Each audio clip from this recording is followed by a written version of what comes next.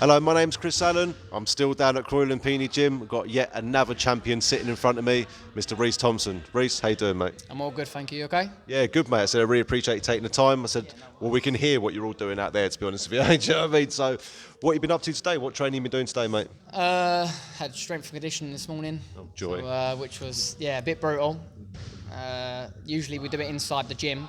So we do a bit of bag work and then end up doing some weights, other strength stuff. But today we went out over to do stairs. Oh, brilliant. Sprints up and down the stairs, a bit of circuit. So yeah, no, it's really good. John knows his stuff and how to get us in shape for a fight.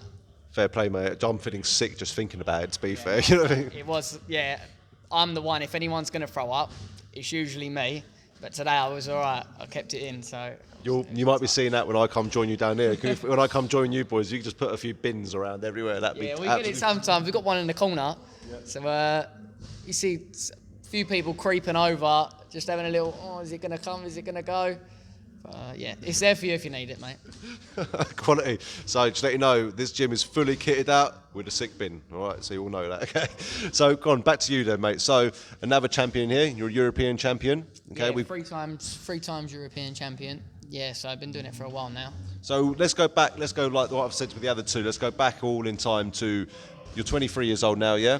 What were you doing before you even let's say what got you into combat sports? What initially caught your interest in this sort of thing? Well, I was originally a footballer. Okay. So from the age of 2, I was kicking a football. My dad was a massive football fan. Like he could have, if he had the upbringing I had, I'm West Ham. Okay. West Ham, born and bred round there. So, if he had the upbringing I sort of had with him, like he was a really, really good footballer. Mm-hmm. But then, so he gave me that, and then I was playing football, doing really well. And it got to about 11 years old, 12 years old, and I was like, just getting a bit too much. I wasn't enjoying it. Yeah. Parents and managers shouting at you. Like I'm not even a teenager yet. What sort of level were you playing at? Only Sunday league, but like on the brink of getting trials and developing and going from there. So on the brink of there. But when I realised how tough it was and the expectations you have of yourself, because football it's not a major respectful sport like Thai boxing is. You're doing it for yourself, and it's very money orientated. Yeah. So, and I was just doing that at the time because I loved it. Every kid's dreams to be a footballer. Of course. But at that time, I was like, I had a little packed it in, and then Dad was quite upset about it. But and then my little brother, Harvey, does boxing now, but he done Thai boxing when he was 4, and he started at Benfleet Muay Thai. Okay. So we used to live in Essex, and then. He started training for about a year, and then we had a Thai in that gym, which him and Harvey got on so well. Yeah. His name's Kin, and he has a gym, little shout out for you. He has a gym in Hua Hin called Paw Prom Him. It's very, very good, like one of the best pad men I've ever hit pads with. And he has like fighters like Darren O'Connor go in there, who's very highly known in the UK for Thai boxing. But they had such a good connection with each other, and then about a year later, I'm sure, if I can remember, I had like a detention after school. My dad was like, come on, you're going to try it. And then see how you get on. And then walked into the gym, started hitting pads, and that was it. Fell in love with it there and then, and packed in football and carried on. And I think was training every day. Every day I could possibly train, I was there doing it. So I fell in love with it. That's it. That's what it's all about, especially at such a young age as well. Do you know what I mean? Like you had the disappointment. When I say disappointment, you were your football thing, and a lot of people you walked away from it. And a lot of people thought another typical kid. He gets a certain age, he doesn't want to pursue this anymore. But that wasn't you. You actually moved into Muay Thai. Was it Muay Thai Moon first? Or was it boxing? Yeah, went straight into Muay Thai. Yeah, Benfleet Muay Thai with Bradley Goldberg. Okay. So really good man. Nice guy, brilliant pad man, and and started there with him, and he got me to a certain level, got me out and about fighting. That started off with interclubs and got me fighting on some good shows as well. And then, went on from there. Cushy, mate. Cushy, you're obviously doing quite well now as a European champion at the moment. So fantastic, 3-time. Sorry, won't forget to say that. That's it, So how did you find the transition from football to fighting? Because obviously it's no longer a team sport now; it's all individual. So it's all up to you. Whatever you put in, you get out. There wasn't much Yeah, I didn't struggle too much. A little bit rigid, especially in my hips. Yeah. And I still get a little bit of hip problem every now and then. But that's just from constantly kicking the ball. But it's very similar motion to kicking the ball and kicking around. You just have to adapt it a little bit. So it wasn't too hard of a transition. And like I said, where my little brother was doing it before, I picked stuff in watching it. I pick it up quite well watching things go on. If someone told me how to do it, I'd be like, oh. But if I watch it and then do it, I can sort of get it like a duck's of water.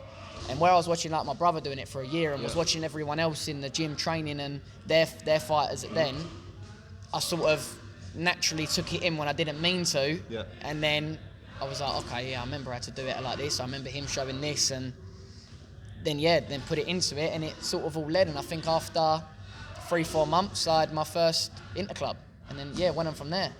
Nice, mate. Was that so? Interclub, you were fighting. Correct me if I'm wrong. Is that the N class, novice level? Yeah. So interclub is like a no winner, no lose bout. As a junior, it's just called it's just a junior bout. So there's no N class is like as an adult, and then you wore like a body shield, shin pads, gloves, head guard. And then, back then we wore head guards. Now juniors don't have to wear head guards, but we had to wear them in interclub. And it's just body contact. So it's just a feeler of the sport, really. And it's like a heavy spar with someone you don't know. So it's a good little stepping stone for people who want to get better and want to start fighting professionally, potentially. And what sort of age was this at? 12 or 13. 12, 13. So, 12, 13. So just before I turned a teenager, pretty much, yeah. So how old were you when you first had like proper competition? Like your first competitive fight? Yeah, it would have been, maybe 5 months, 5-6 months after I started training. What's at the age of 14 still? On about 13 I was, on Jesse Saunders' show. I still remember it to this day, from Shinkick, their show, which is a really good, really nice venue, good show. And I'm sure, if I can remember right, I thought on like a day's notice, they needed someone to fight, and then we went up there next day and weighed in, and I got a draw. So my first fight wasn't bad for a day's notice. It wasn't bad, but like I said, I was training every day, so it wasn't like I wasn't ready to fight. I picked stuff up really well. I was sparring quite a lot with some of the better fighters, and then took it, and I loved it, absolutely loved it. Wanted to get straight back in there after, and it went on from there and fought quite often. And you never because a lot of people would say growing up nowadays, like they get into these sports and they hit 18, find women, alcohol, that sort of thing. No. I can tell from this gym, you guys are definitely not falling into that category. No, not at all. Like, I'm not a big drinker anyway. I don't like the taste of it. You're the same as me, mate. If I go out, like, we rarely go out, like us and the boys rarely go out, maybe like a couple of times a year, just because we're not that we don't go out, we will go out with each other more often, but not go out boozing. We'll go out and do other stuff. Well, you're athletes, aren't you? That's it, exactly. So, and there's always something potentially could come up, and if you've had a heavy weekend, then you ain't going to be ready to do that. So we all try and tick over, and we do let our hair down every now and then because you need to. So it just refreshes the batteries, and you can go again. As you said, though, you're not like footballers who get paid 300 grand a week. You can go out on the piss and whatever, lose your job, but you're still sitting on a few mil. That's what I'd be doing, mate. If I was a footballer, I wouldn't even know what I'd be up to. So. Exactly, like they're giving like 20-year-olds like £1 million a month. Ridiculous. It's absolutely ridiculous. Like they're never going to have sense of achievement or any sense of anything. No, nothing. Like, boss Gareth Bale's got in his late 20s and potentially could have earned like £1 million a week. It's just, it's ridiculous. Like how much. Like, I love football. I still watch it, and I go to West Ham and watch West Ham, but it still doesn't take away how ridiculous the amount of money they get for. I know they're very skillful and talented, but just to kick a football around, and like it is pot luck getting chosen for like trials and progressing. Like in London, like if you're not quick and strong, you ain't getting in. Like, I don't know what other areas are like, but I know especially London-based teams, they want quick, really quick people and strong, not small, tiny. They don't want small. And when I was younger, I was very, very small, very small. It was only when I hit college that I grew quite a bit and become a little bit lanky, and then since moving here, I've sort of filled out a little bit and got a bit more muscle and definition. That's what we're trying to work on now. That's it. Well, you definitely found your calling here. Haven't looked back. Nah, I haven't looked back since moving from Essex and then coming down to here.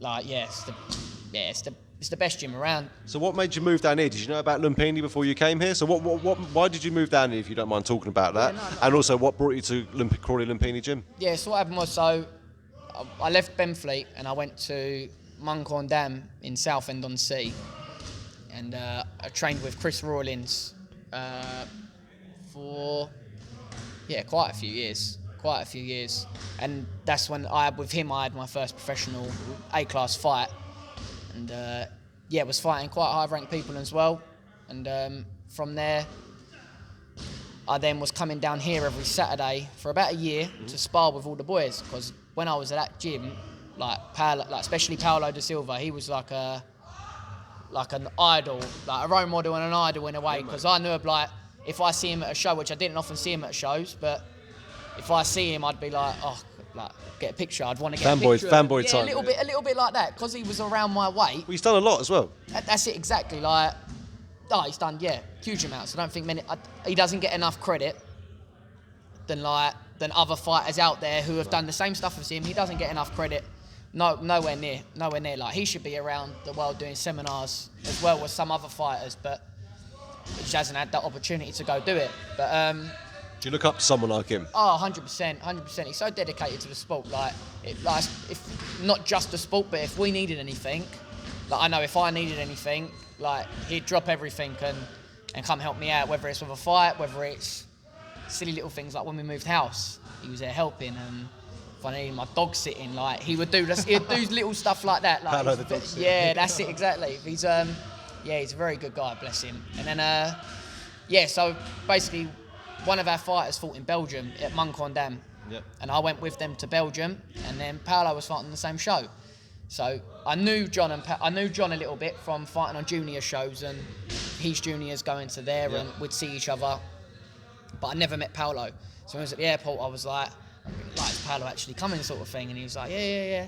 So I was like, and he turned up, and I was like, oh, you're right, mate. And then he hanged around with us the whole weekend, pretty much, before the fight. And then John arrived on the Saturday, and then we was upstairs in the changing room, and then John went, oh, do you want to do the corner? And I was like help him in the corner. I was like, in the corner, Paulo. Bloody hell, you sure? He was like, yeah, come help in the corner. So I went in the corner. Unfortunately, he lost, but he fought a very good fight. He fought Jerry Bavetta. And, he just got caught with an elbow. So he was doing really well up until that point. And then, the weekend was wicked with him. He's such a lovely guy. And then I asked them if I could come and spar down here on a Saturday, just to get a bit more in. And, with Luke especially, George was a bit smaller and a bit younger. So we done a bit of sparring, but especially with Luke, was really good sparring, because he was around the same age, same height, same weight. Another champion.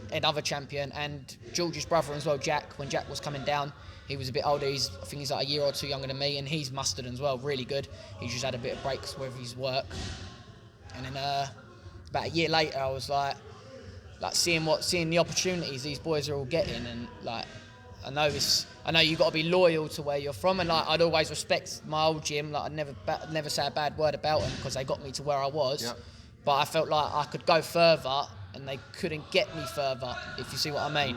Where John would, and then I had a fight in Belgium, so I left my gym. Yep. And I had a fight in Belgium for my first European title, and I called up John, and was like, can you take me, sort of thing, explain the situation, and said everything. And he was like, yeah, no worries. So we went to Belgium for Abdul Yalmani, who's fought a couple of times in England, fought a few people in England and Scotland. Quite a known guy, but he was coming towards his end of his career. And went out there and beat him and won. And then while we was out there, he offered me a job down here to come work. So I was doing the same sort of thing back in Southend as well, doing private lessons, taking classes. So I knew how to do that sort of thing, just I was doing it on a smaller scale, where here is much bigger scale. We've got more lessons and more responsibilities here. And he offered it to me, and then sat down. My dad comes with me everywhere. He's my biggest fan. Nice. Nice. Biggest fan. Would do anything they sent me to Thailand. Lovely. When I was homesick out there and upset, he flew out with me and wasn't meant to come out with me. So he come out with me, and he was so we talked about it while I was in the hotel room. And then we left flying back, and I was like, yeah, I'd love that, mate, to be honest. So we worked it all out, and then in the end, Mum and Dad were like, well, we're going to move with you. So my mum, my dad, my brother, me, my dog, we all moved down to Crawly, and we lived in Pound Hill. But it was easy, because Mum and Dad worked in London. Yep. It was nearer for them. He's nearer to London, the trains area. my brother Harvey had just moved, going into secondary school, so he was having a change anyway. And my dog's my dog; he could be walked anywhere. Exactly. So it sort of all fell into place at the right time, and then went on from there and started like a couple of weeks after I moved. Started here, just doing shorter hours to what I'm doing now, and then picks it up, and now working full time and loving it. Nice, man. You can train, you can earn money and train and do what you love all in the same place. That's it, exactly. And how do you feel so privileged to fall in someone like John, into John Jarvis's lap, you know, with the contacts he has all around the world and the experience he's got? It. Exactly that. Like, I think within the first fight I had, my money had like tripled near enough. I was getting peanuts at my other gyms, not because of anything bad, just because we never pushed for it. Yeah. Where with John and his name and how respectable he is, and promoters know John's not going to put a bad fighter out on a show. Do you see what I mean? Like, he's going to put someone who's ready to fight, like at whatever level they're fighting at. He's going to put someone who's ready to fight. He's such a knowledgeable guy. And then in Scotland, like within a couple of months, fought out there, and I've been all over the place with him. This one was LA at the start of the year. Nice. Me and George went, and he got us on Lion Fight. So I know we have to train and fight well to get on these shows, but you don't see the behind the curtains what John does. That's it. And even Paolo as well, and even Alan and Ruth, like what they do for us in the gym and what they're trying to sort out for us, who they're messaging, because we don't know what they're doing, but they're doing everything for us to get these opportunities. And John sent people to Nevada, Vegas. That's it, exactly. Like Paolo's been like Japan twice, Alan and Ruth have been China. Like I said, Paolo, Vegas, and even fighters before, like Ben, he's always in France. Like, he gets offered fights, and we're very lucky, very, very lucky to have someone like John as our coach and mate, getting the opportunities. That's it. It's exactly just he opens some doors, for example. That's it, exactly that, and then like he opens for us, and then we've just got to put in the performance to keep ourselves there. So. Kushti, mate, and I said it's nice to hear, and I said what a great feedback all of you are about this gym. You repeat the same names, all three of the three of you I've interviewed today, you know, and I'm going to ask the same question about the other two because it was interesting seeing what they said. When you were fighting in LA, more pressure in LA or more pressure or abroad, or fighting in the UK where all your home fans are watching? I'd say more pressure fighting on our home show. All three of you said the same thing. Yeah. Just because you're seeing them people near enough every day or every other day, so you're always in contact with them, and like it's not nice to get knocked out and having to see them sort of people, but touch wood, hasn't happened yet on our home shows. But LA was good. It was a little bit of pressure because I knew of the guy I was fighting. He'd fought a couple of the English boys. It was a bit of pressure as well, and obviously it's televised out there. So you're on TV. There's no hiding the video if something goes wrong, like what some shows could do. But I'd definitely say on our home show, Effingham Park, our big show, is the one that has the most pressure, 100%. That's it. So 3 champions all flown thousands of miles across the water to fight, and the pressure is 5 minutes up the road. Just shows you the sort of attitude and personalities you've got coming out of this gym, and this is definitely a gym to watch out for. Please, guys, make sure, again, you check out Crawly Lumpini Muay Thai Gym. Again, we've got another t-shirt here. We had a white one before. We've got a red and lots of different designs they do, so make sure you check them out. And it says 9 world champions in this place and many previous before. So once again, thank you very much for joining me. Really appreciate it. But what I want to give you the opportunity to do, I know you've shouted out a lot of names already, but let's have a shout out to any other coaches, any people to help you get to where you are, and where can people follow you on social networks? Because that seems what everyone does nowadays. So on Facebook, Reece Thomson, Instagram, Reece Thomson 96. I need to do better on the social media. We're all quite a bit slack on it, but to boost ourselves up. But just a thank you to everyone in the gym, especially John. At home, my girlfriend Emily Jones, she's just started fighting as well. Nice. So she's doing really well. Not upsetting her anymore. No, exactly that. And she's getting very good, very quick. So she's got everyone to help her out, and she's doing real well. And of course, my old man. Of course, the old man. Wayne. He's wherever I go to fight. The only one he could come to was LA, just through family reasons. But anywhere else I've been, he's there. He will make it no matter what. So and for what he's done for me beforehand. So yeah, big shout out to him. My dad, which I'm sure a lot of the boys, probably George especially, probably said his dad as well. And and that's pretty much it.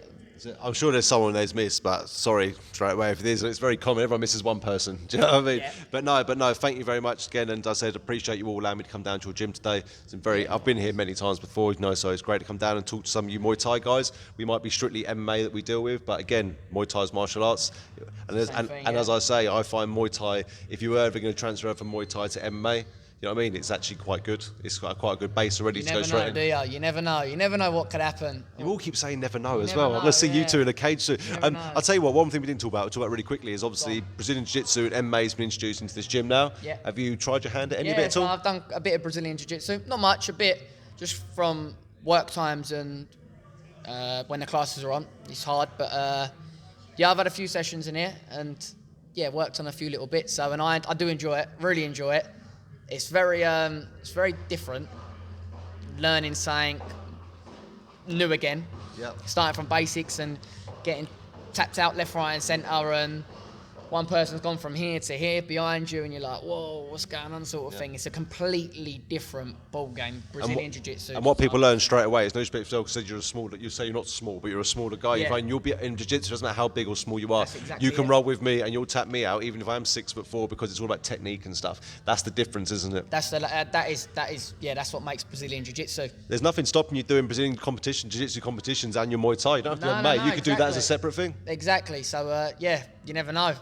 Just get myself in here more. I've been told by Keith out there many times to get myself in here more and start rolling around. Same with the boys, George. And I know George done it for a little while when he was a teenager. Yep. I think he done it quite a bit, and Luke's done it a bit. But if the Thai boxing fails one day or ends up going downhill a little bit, MMA might be the becking call. It isn't going to fail. He's just been arshing himself now. He'll be fine. He can do both. He do all three disciplines, not a problem at all. Do you know what I mean? That's it. Reece, again, thanks very much, mate, for joining us, and we'll definitely speak again soon. Thank you very much. Nice one, mate.